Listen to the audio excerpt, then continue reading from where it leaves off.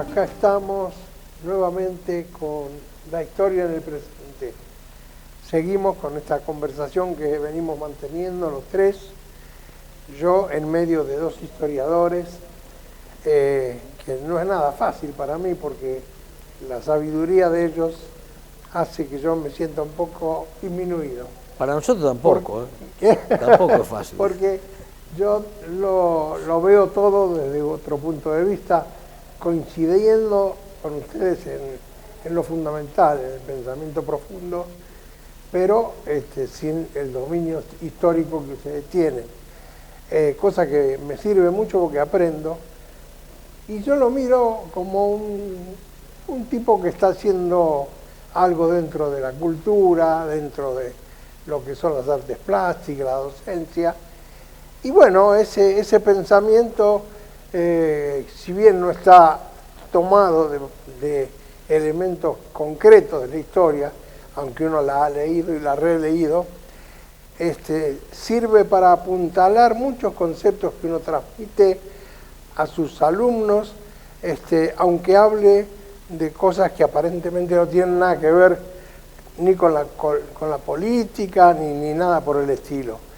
Pero bueno, me estoy extendiendo inútilmente. Lo que yo quiero decir es que es importante que continuemos con lo que habíamos de alguna manera abandonado en la última, no abandonado, sino cortado. Sí. En todo tiene un plazo. Todo tiene un plazo. En la última charla. Exacto. Nosotros habíamos hablado del golpe del 43, de la neutralidad, y ahora queremos entrar en los prolegómenos del 17 de octubre del 45, que es una jornada histórica, no para un movimiento político, sino es una jornada histórica para todos los argentinos. Ya ha perdido el color partidario para transformarse en uno de los hechos relevantes de nuestra historia. Es muy interesante, me parece, fijar un poco la época, porque en 1945, más allá del 17 de octubre, ha tenido una importancia en el mundo muy grande. Es un año clave. Es el fin de la Segunda Guerra. Es el fin de la Segunda Guerra, el año donde se lanzan 2 bombas atómicas, claro. Es la decadencia de los países europeos, Alemania derrotada, pero tanto Gran Bretaña como Francia, Italia con sus sueños imperiales, digamos, liquidados. Es la aparición, digamos, de dos potencias, ¿no?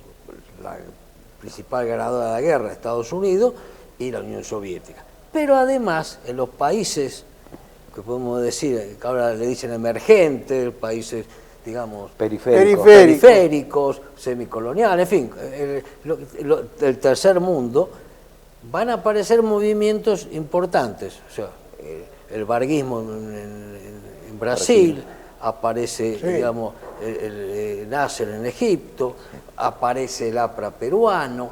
Hay toda una cantidad, digamos, de movimientos que que tienen que ver, como decís vos, con el fin de la Segunda Guerra Mundial y, de alguna manera, la debacle, digamos, de muchos de los gobiernos digamos, que manejaban en ese momento, producen que los sectores populares avancen. Sí, entonces, y en nuestro país, concretamente este año 45, es cuando comienza a entrar en crisis el golpe militar del 43. Y hay algo del golpe militar del 43 que nosotros omitimos. Puede ser.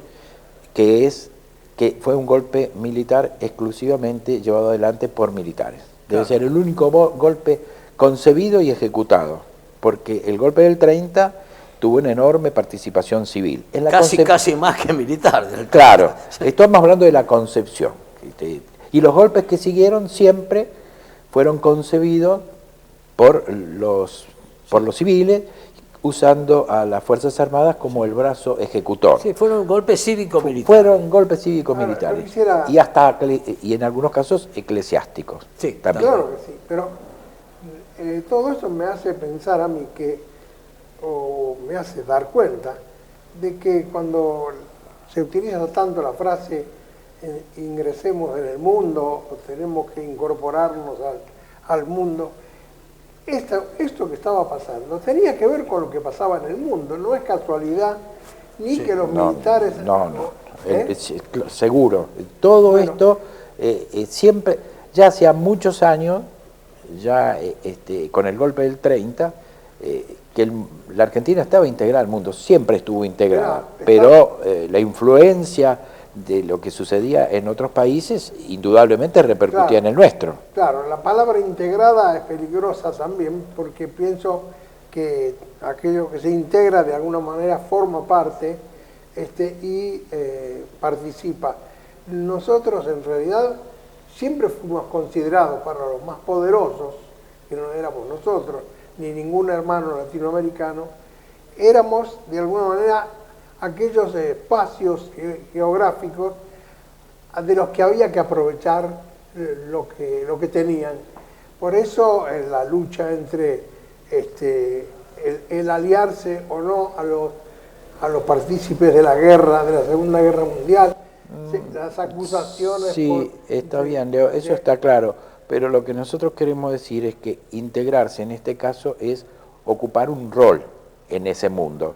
A nosotros siempre nos tocó el furgón de cola, es decir, cuando Argentina se integra al mundo en los años 30 o aún antes, se integra como parte, o antes digo del 30, el 30 fue el golpe, se integra como parte, como una pieza más del engranaje del imperialismo británico.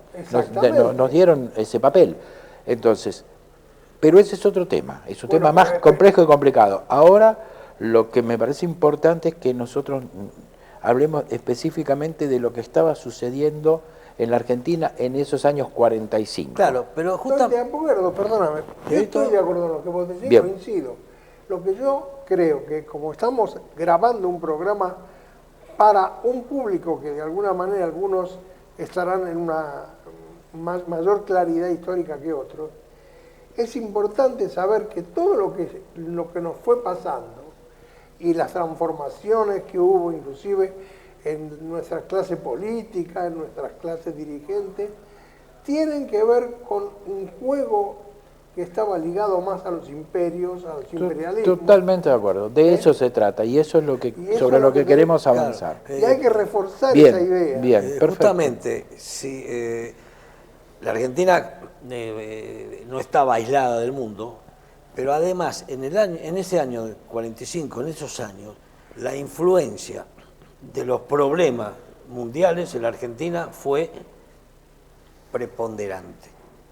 Es decir, no podés, digamos, analizar lo que pasó en esos pocos años, porque fueron 2 años y medio, sin tener en cuenta justamente lo que estás diciendo, la influencia de la guerra mundial. Claro. La influencia de la guerra mundial dividió a la sociedad argentina en dos partes. Exactamente. Y eso tiene una influencia política que inclusive, si lo tenemos que analizar, esa división que ocurrió en ese momento sigue existiendo. No, totalmente de acuerdo. No con los mismos factores, claro, pero sí la división social, es decir, no con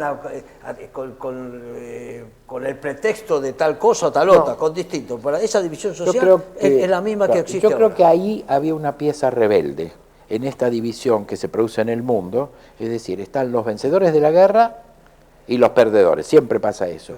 Pero va a aparecer en el golpe militar del 43 un conjunto, que esto ya hablamos, un conjunto de oficiales, unas Fuerzas Armadas, una parte de las Fuerzas Armadas que tenían esa conciencia nacional, que venía de la historia, esto ya lo señalamos. Y entonces comienza un ataque muy fuerte de partidos políticos, de medios de comunicación, para poner fin a ese sector del ejército que comenzaba a tener una gran supremacía. Claro. La idea era, concretamente, bajar al presidente, en este caso Farrell, y a su vicepresidente, que era la pieza más importante, que en ese entonces era el coronel Perón. Yo creo que ese es el momento histórico, y son, desde el 8 de octubre hasta el 17 de octubre, son 9 días de una vida muy intensa, con una movilización popular. Bueno, todo eso... Yo creo que es anterior. Sí. Viene desde septiembre, Claro. porque con la marcha de la Constitución y la libertad.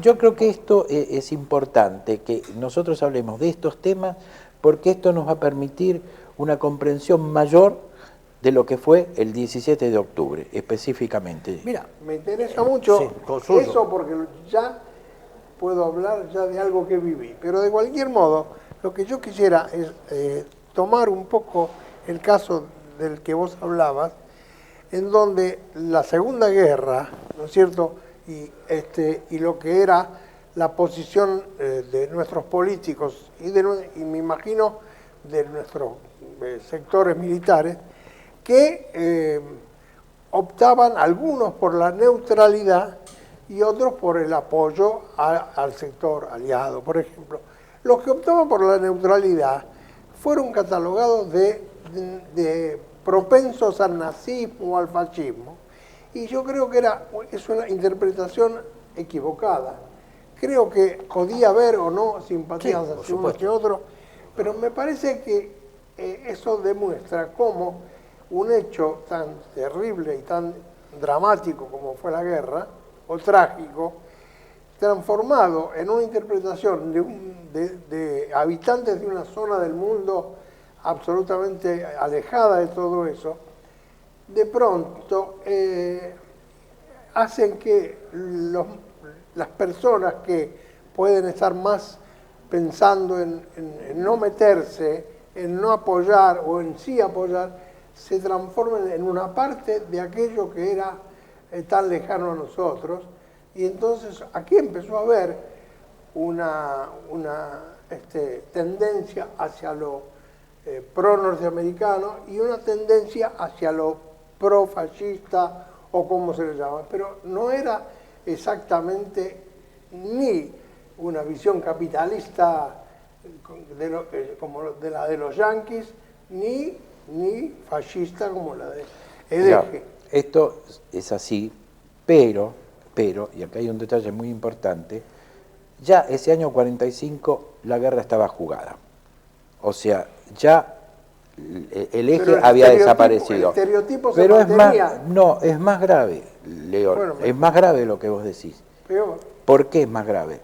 Porque de lo que se trataba era de domesticar cualquier intento de separación del dominio del país vencedor.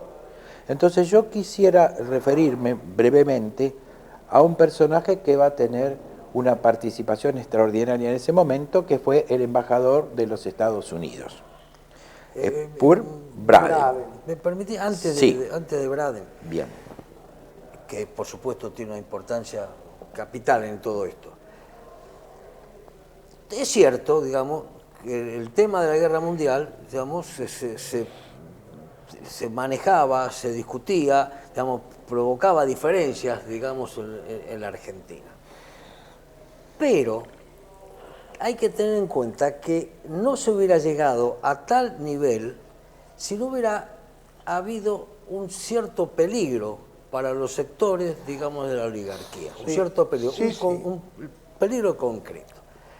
Es decir, ¿por qué estaba en contra Perón? Porque Perón consideraban que era fascista, porque Perón no le gustaba la cara. No, pero Perón, a través de la Secretaría de Trabajo y Previsión, que él, digamos, se hace cargo de esa dirección y la transforma en Secretaría de Trabajo y Previsión. Junto con el Ministerio de Guerra. Sí, está bien, pero sobre todo lo que más influyó fue la Secretaría de Trabajo y Previsión. Claro, y su discurso. Entonces comienza a ver, digamos, hay un cambio social muy importante, que algo hablamos cuando hablamos de las migraciones internas. Esto significa que comienza a adquirir, o tiene ya una importancia suprema, el entonces coronel Perón, que logra, se transforma en el enemigo. Es el enemigo. Y esto es tan interesante y tan importante que los Estados Unidos movilizan a su embajador para que se ocupe de la situación en la Argentina. Y ahí es donde aparece en escena Braden. Un personaje. Sí, pero yo quería detenerme en este personaje, porque en general se habla de Braden como un personaje, casi como un personaje caricaturesco. No, siniestro. Pero es un personaje siniestro, porque muy poco se habla de lo que significó Braden. ¿Quién era Braden? Bueno, Braden era un señor propietario de una compañía minera muy importante en Chile, la Braden Copper Company. Además, este señor tenía intereses en la Fruit United Fruit, que era esa compañía norteamericana que se caracterizaba por hambrear a los trabajadores. Y que derrocó a Jacobo Arbenz en Guatemala. Derrocó a Jacobo Arbenz y impulsó lo que luego fue la etapa de Somoza. Claro, sí. Pero además tuvo importancia suprema en la guerra del Chaco, porque él estaba encargado de proteger los intereses del Standard Oil. En realidad no fue un personaje menor, se supone que era casi el prestanombre o el representante de Rockefeller. Bueno, este hombre viene aquí a la Argentina como un enviado especial, como él mismo se consideraba como la persona capacitada para derrocar al gobierno, según decía él, de Farrell y de Perón, para impedir el nazismo. Y cuando nosotros hablamos de la relación del presente con la historia, a mí me interesa detenerme en este momento, porque vamos a encontrar muchos elementos que hoy tienen plena vigencia. Él decía que no intervenía en los asuntos internos de los países, cosa que no era cierto, porque acá vino para armar el... Bien. Directa, además. Entonces cuando le dice, dice, yo no intervengo, a mí me parece importante preservar las autonomías nacionales, salvo cuando esas autonomías perjudiquen a los Estados Unidos. Es algo así. Es una contradicción. No es una contradicción. Sí, bueno, obviamente es una contradicción, pero es una contradicción que me trae al presente cuando alguien dice, bueno, voy a defender la república de la democracia. Entonces, sí, claro. No hay democracia no hay república sin democracia, por lo menos, bueno, claro, por eso estaba, digo, digamos, paralela a lo que fue la doctrina Monroe. Pero claro, que era eso. ¿Y vos crees que no tiene plena vigencia? Seguro. Entonces, ese es el tema, entender que estos movimientos nunca fueron casuales. Ese hombre que muchas veces, porque luego hay una historia, siempre hay una historia edulcorada, que bueno, Braden fue un personaje que... Ahora, también uno tiene que plantearse que él arma lo que es la unidad, ¿cómo se llama? La Unión Democrática, sí. En la Unión Democrática estaban los radicales.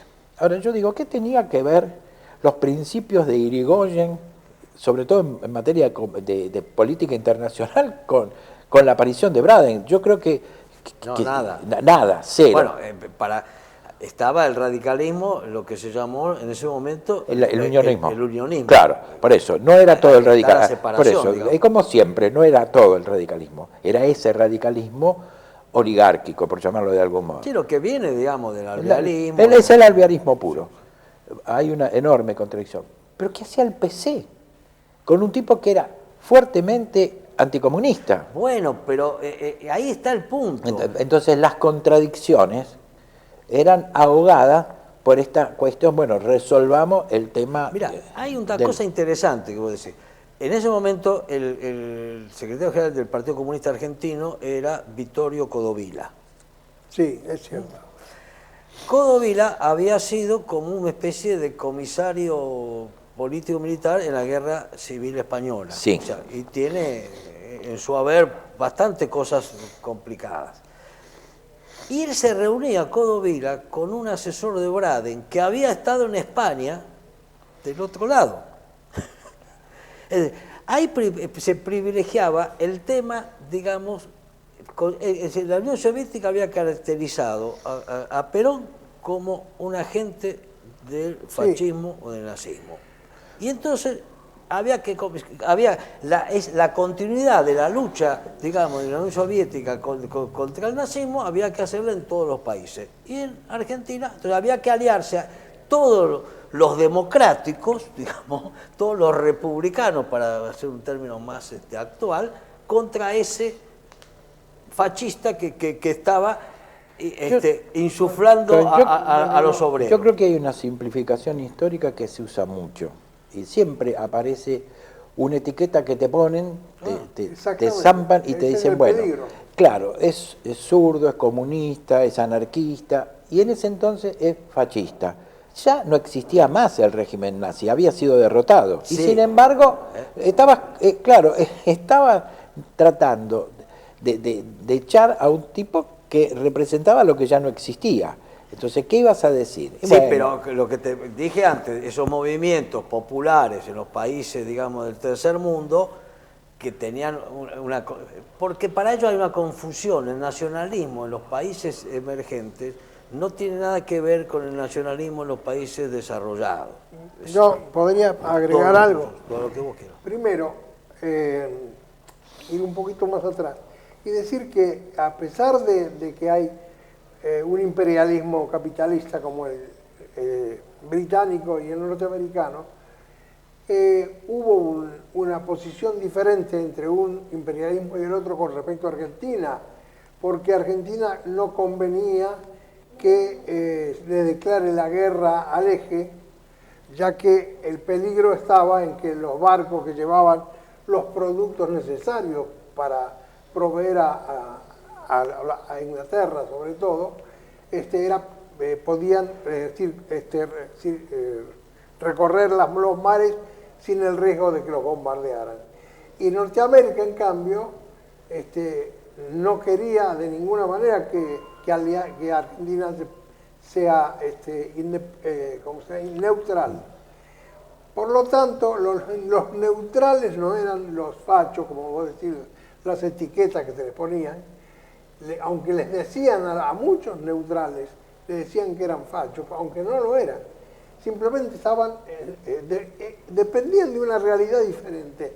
Y esa realidad diferente me parece que también hay que tenerla en cuenta con respecto, porque nos estamos mucho alejando del territorio nuestro. Me parece a mí que hay que tener en cuenta que simultáneamente aquí sucedían un momento histórico grave económicamente, donde la gente que habitaba los espacios del interior veían que venir a la ciudad era una posibilidad de trabajo y de esperanza, y se juntaban con gente que eran los descendientes de inmigrantes o los que tenían una formación básicamente política no demasiado consciente, y ahí se produjo una mistura extraña que dio lugar a un ciudadano determinado, diferente del concebido a esos momentos.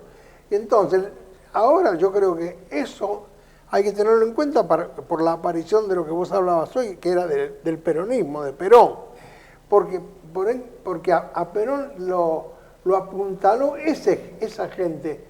¿Cuál gente? La gente que se fusionó en la ciudad desde la gente del interior con la ciudadana, y ahí se mezclaron en los sindicatos, en la famosa CGT que ya existía, y con esa mezcla y esa necesidad de sobrevivencia y de lograr una mejor forma de vida, han creado una psicología, me parecía a mí, en esa población que Perón la captó, que Perón realmente la reivindicó y les dio argumentos doctrinarios, y eso hizo que lo apuntalaran tanto y se movilizara el pueblo como se movilizó el 17.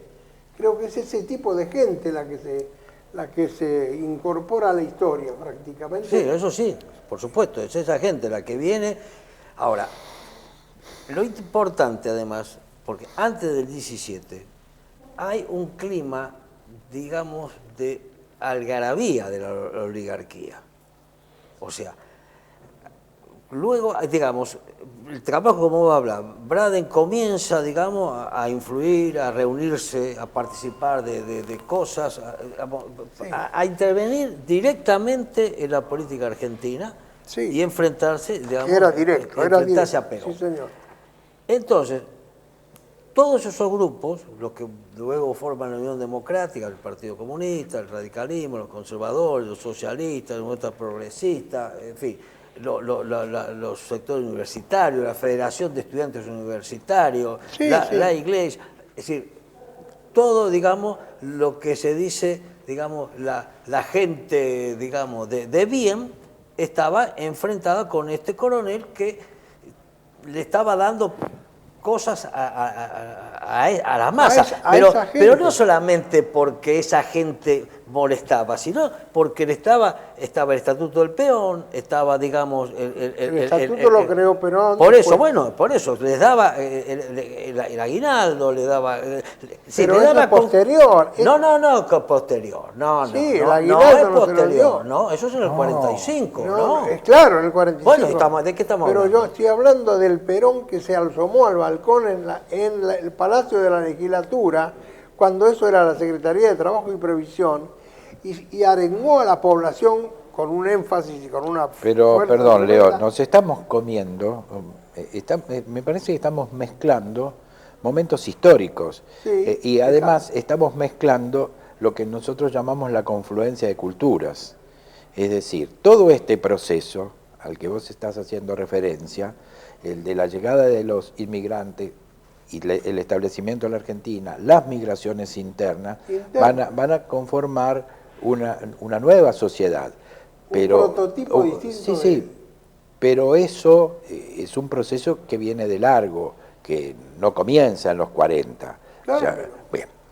Entonces, lo que acá me parece más importante es entender estos 9 días que concluyen con la movilización del 17 de octubre, porque en realidad el primer paso se da el 8 de octubre, cuando el día del cumpleaños de Perón, cuando Perón decide renunciar a todos sus cargos. Claro, pero ¿por qué renuncia? Perfecto, esto es lo que me interesa. Porque no renuncia porque se va y considera mal. Lo hacen renunciar. No importa, No para importa. el caso es lo mismo. No sé si eso es un manejo interno que yo creo que no tenemos el elemento. No tenemos elemento, pero sí él renuncia porque lo desplazan a Bramuglia, porque lo desplazan a Nicolini y porque se da cuenta que hay una fuerte porque pierde poder. Va perdiendo poder. Nada más. Va perdiendo poder. O sea, dentro de las Fuerzas Armadas. Pero por eso, porque en las Fuerzas Armadas, perdona, en las Fuerzas Armadas no había una claridad. Pero está claro eso. Pero no es un problema de claridad, es un problema de posiciones políticas. Pero discúlpame, no es que claridad. Los militares tenían una posición política posiciones relativa. políticas. Posiciones concretas. No estoy de acuerdo con vos. O sea, había posiciones políticas muy concretas. Lo que nosotros queremos dejar en claro es todo este proceso que conduce al 17 de octubre, porque en realidad lo que nos interesa probar es una teoría que para nosotros está aprobada, y es esa teoría que dice que el 17 de octubre hizo a Perón, y no Perón. Bueno, por eso, vamos a entrar en controversia. Para nosotros, el 17 de octubre fue lo que generó el nacimiento de Perón político. No que no fuera un político Perón, sino que el proyecto político comienza cuando el pueblo lo impone. Es decir, la fuerza del pueblo es la que da nacimiento a un movimiento histórico. Bueno, yo insisto. Bueno, vos podrás insistir, pero déjanos probar por qué decimos esto. Pero lo que quiero decir, que había un caldo de cultivo. Pero ya lo sabemos, Leo. No, pero hay que decirlo. Pero ya lo dijimos. Hace 4 reuniones que venimos diciendo esto, que venimos diciendo que la Argentina... Pero no es cierto que el 17 de octubre, no, porque yo lo recuerdo porque lo escuchaba por la radio, al discurso de Perón desde la Secretaría de Trabajo y Previsión, que fue una cosa fundamental y que debe estar registrada. ¿Qué día? Fue antes del 17, porque el 17 de octubre fue cuando lo trajeron de nuevo. Eso fue cuando todavía era secretario de Trabajo y Previsión y ministro de Guerra. Él ya estaba en el gobierno. Eso fue el 10 de octubre, Leo. Bueno, también no importa la fecha. No, sí importa. Fue antes del 17. No, y bueno, claro. Por eso digo que la cosa empezó antes, porque se metió en la pero cabeza Leo, si de vos no acuerdo que empezó antes, no me podés Pero decir si, que empezó antes. claro, ya si sé. vos no nos dejas Sí, decir por qué sí, se sí, llega a si esa no, situación, es imposible que nos Bueno, a ver, entendamos. a ver a dónde vamos a llegar. Dale. Y claro que queremos llegar a eso. ¿Por qué Perón renuncia? El 8 de octubre Perón presenta la renuncia. ¿Por qué? Porque pierde poder dentro del ejército. Claro. Bien, entonces... Es decir, pero la pérdida de poder de Perón se debe a el avance de los sectores contrarios a Perón, que liderados claramente por el embajador norteamericano, Braden, ¿sí? Y que comienza, además de todas las discusiones, comienza con el 19 de septiembre, tiene como una fecha fundamental, que es la marcha por la Constitución y la libertad. Y un cartel que decía Braden o Perón. Y eso No, Leo, ahí no iba. Estamos hablando de la Marcha de la Libertad, que hacen todos los puertos opositores. Había conciencia de quién era Braden a partir de la gente. Pero no en la marcha, hombre de Dios. No en la marcha, no. Y bueno, de eso estamos hablando. Si estoy hablando de la marcha, me salí con otra cosa, ya sé que... Pero el 19 de septiembre de 1945, una multitudinaria marcha, enorme marcha, digamos, recorrió sobre todo la marcha muy elegante, gente muy bien vestida. De acuerdo. Oligárquico. Es decir, había ahí sobre la Plaza San Martín, se servían copas. Ahí comienza, digamos, esa potente marcha provoca que los sectores que estaban contra Perón estén enfervorizados y consideren que habían triunfado. Eso influye fuertemente sobre los militares. Y tal es así, que hay dos posturas en los militares. Una, sobre todo la de Bernengo Lima y otros miembros del ejército, que era dar el poder, la renuncia de Farrell y Perón, y el poder a la Corte Suprema, a Juan Álvarez.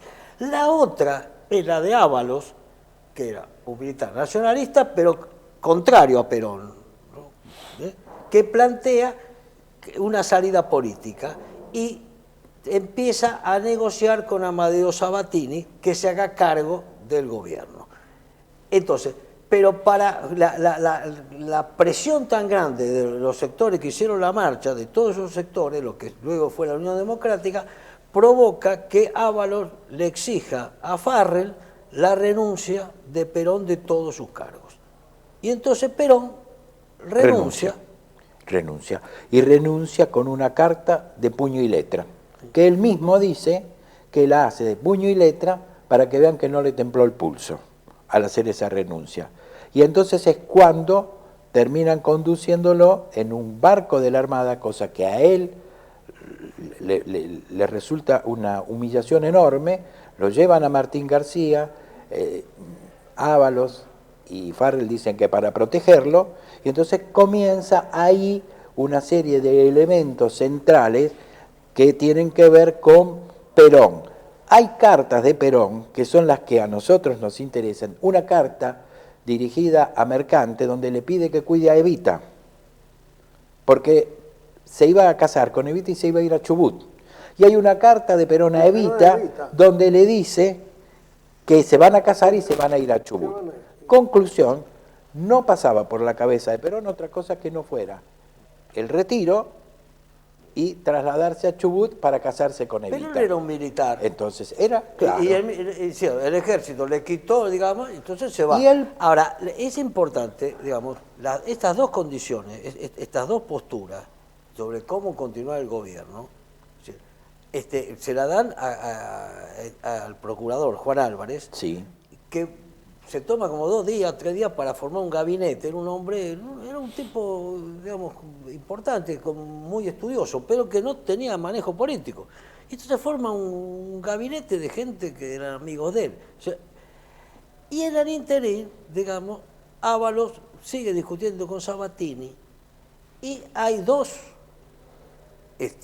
testimonios respecto de Sabatini, uno de Arturo Jaureche y otro de Arturo Frondizi. ¿No se conoce el Arturo Frondizi? No, conozco el de Jaureche. Bueno, sí. Frondizi dice, digamos, decide entrevistar a Sabatini e instarlo a hablar con Ábalos. Sabatini le contesta a Frondizi. Frondizi estaba en el movimiento de intransigencia, Jauretche en Forja, pero venían los dos del radicalismo. Ve a Frondizi, dice, a Perón lo he sacado del ala y voy a volver a sacarlo cuantas veces sea necesario. Algunos amigos nuestros están impacientes por ocupar funciones en el gobierno, pero es conveniente esperar. A nosotros nos conviene un ministro conservador. Deje que ocurra eso. Y el camino de Buenos Aires a Villa María, donde vivía Sabatini, va a ser chico para la fila de coches de los que van a venir a vernos. Y agregó, no se preocupe por Perón, está terminado. Por eso, entonces, recapitulando, Leo, decir que el 17 de octubre, que la movilización popular, que el pueblo es el que decide la suerte de Perón, no es quitarle ningún solo mérito a Perón. Perón luego asume esa realidad y comienza todo ese desarrollo. Pero hasta 1 o 2 días antes, la idea de Perón no era hacer, valga la metáfora, hacer el 17 de octubre. El 17 de octubre lo hizo el pueblo. Exactamente. Lo que pasa es que Perón interpreta. Pero eso es otra cosa. Por eso vos decías no, porque no estoy de acuerdo.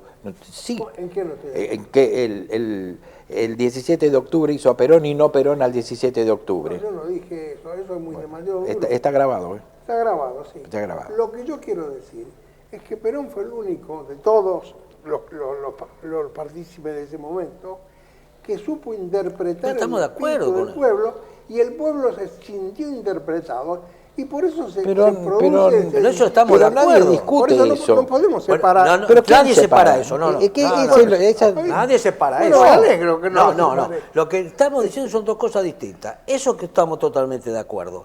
Pero con eso no alcanza para hacer un 17 de octubre. ¿Está bien? Porque vos podés interpretar al pueblo y el pueblo te puede interpretar a vos. Pero no alcanza para hacer ese hito histórico. No alcanza. Pero, ¿qué quiere decir? ¿Qué hace falta? Hace falta la movilización del pueblo, pero no la hizo Perón. No, se hizo sola. Bueno, eso es lo que estamos diciendo. Pero porque se sintieron interpretados.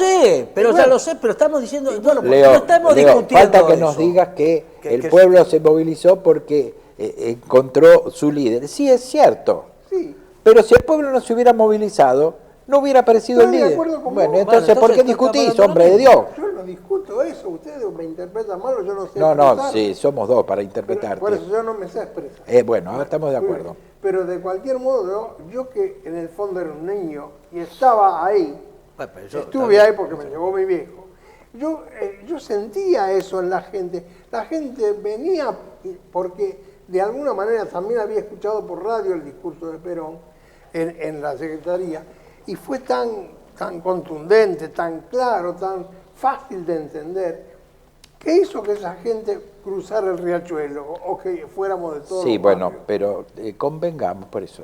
Es una relación dialéctica. Es decir, no tiene ningún sentido decir, digamos, que uno interpretó al otro, el otro no. Estamos de acuerdo con eso. Perón interpretó, pero Perón se hubiera ido a su casa si el pueblo, que por supuesto el pueblo se encontró con alguien que lo interpretaba, y además se encontró con que cuando lo sacan a Perón comienzan a caerse sus derechos. ¿Sabes qué me pasa? A caerse sus derechos, comienza, digamos, no le quieren pagar el aguinaldo, no le quieren pagar... No le quieren pagar el 12 de octubre. Claro. Pero vos sabés que siempre tuve la sensación, cuando leí alguna vez la carta que Perón le manda a Evita, a la que conoció gracias a la... Está bien, bueno, pero eso es otra historia, ¿no? Muy bien. Yo no sé si no es estratégicamente redactada para que se confundan los que... No. Me parece raro que Perón, que viviendo en un momento de gran fervor político y social y económico en todos los sentidos, un tipo que tiene un pensamiento que se desarrolla a partir de la integración con el GO, que son militares con un sentido nacional, de golpe y porrazo, bueno, mira, nos vamos a vivir solos. No, no, y ya no, no está, es de golpe no y es porrazo. así. Es que el Perón No lo creo. defenestra el ejército. Perón es un militar y de alta graduación. Para y, mí es- y entonces, bueno, es de alguna manera similar a lo que pasa en el 55. Perón, digamos, podía haber utilizado el ejército para enfrentar a los rebeldes. Estoy de acuerdo. Pero su formación militar dice, bueno, vos sos militar, cuando te toca, digamos, el retiro, te vas. Y es así, ¿cuántos militares hay que se retira y se acabó? ¿Por qué dudar? yo ¿Por qué establecer Por ahí no estoy de una acuerdo, me parece. presunción que no se condice con la documentación? El que escribe la carta es Perón, el que escribe la carta mercante, donde dice lo mismo que luego le dice Evita. Pero son cartas personales. Son cartas personales. No las pone en la prensa. Claro, No se sabe. por eso. No se sabe. Sí, No, son no. Como cartas- documento queda, ahora la conocemos. bueno. No, hay otra carta que está desaparecida de Perón a Evita. O sea, él escribe eso, él dice eso. ¿Por qué tengo que dudar en lo que él dice? Y creer que él pensaba otra cosa. Y no le quita mérito a Perón. De ninguna manera le estoy quitando mérito. Estoy diciendo que este hombre estaba seguramente en una posición de tristeza, estaba agredido, sí. entonces reacciona de la manera que reacciona. Claro. Pero además, como dice Alejandro, era un militar que estaba dentro de la institución y respetaba las reglas, pero nunca dejó de ser militar, Seguro. para bien o para mal. Entonces él dice, bueno, me voy, ya que quieren que me vaya, me voy. Ahora, cuando encuentra que el pueblo se moviliza, que el pueblo toma sus ideas, entonces él decide ponerse a disposición del pueblo. porque aparece- Pero esto no le Totalmente quita de mérito. acuerdo. Porque Eso no- aparece... ¿Quién habla? No le quito mérito, al contrario. Bueno, vos estás diciendo que suponés que esa carta era una estrategia de Perón para... No, la Para carta- poder seguir Sí, bueno, pero es una suposición tuya. protagonizando. Bueno, es una Puede ser suposición. una suposición. Pero a mí me... No es que- No sé, está bien, tenés razón. Tenés razón. Pero a mí me da la sensación, y como a mí, a mucha gente que lo vivió de una manera distinta, es que un tipo que dijo lo que dijo y que asumió digamos, la realidad nacional con una claridad conceptual que no la había tenido ninguno de los militares ni políticos, de golpe y porrazo, diga, bueno, ya Bueno, se terminó todo. no, y no Está de bien. golpe, perdón. Entonces yo te propongo otra cosa.